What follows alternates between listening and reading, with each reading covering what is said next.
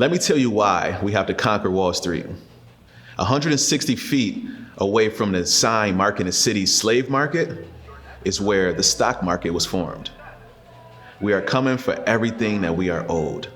They enslaved us and then used the profits to grow the biggest markets in the world.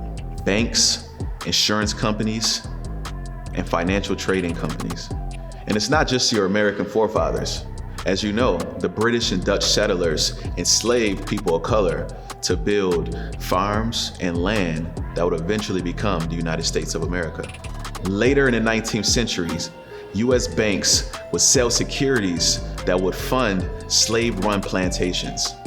Some of the largest insurance companies in the world, like New York Life and AIG and Aetna, would sell policies that would ensure slave owners were compensated in the event that slaves were injured or killed. The monies that slave owners grossed couldn't be kept under their mattress or on floorboards. American banks accepted that money and also accepted enslaved people as collateral and assets to ensure the money that they held for these slave owners. Don't believe me?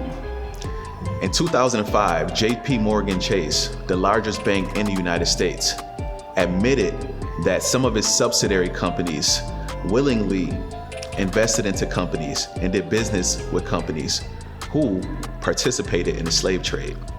When those slave owners defaulted on their loans, they took control of the slaves. Billions and trillions of dollars later, after blacks fought in the Civil War, we were still denied reparations. But do you even know how Wall Street got its name?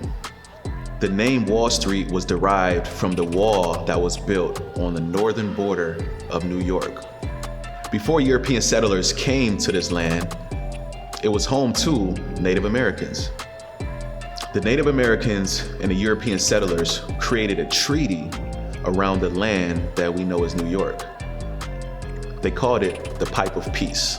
The Dutch governor at the time instructed his men to go and kill all of the Native Americans in that area. They breached the treaty. It was a massacre. The few that got away spread the word, and tensions between European settlers and Native Americans only got thicker.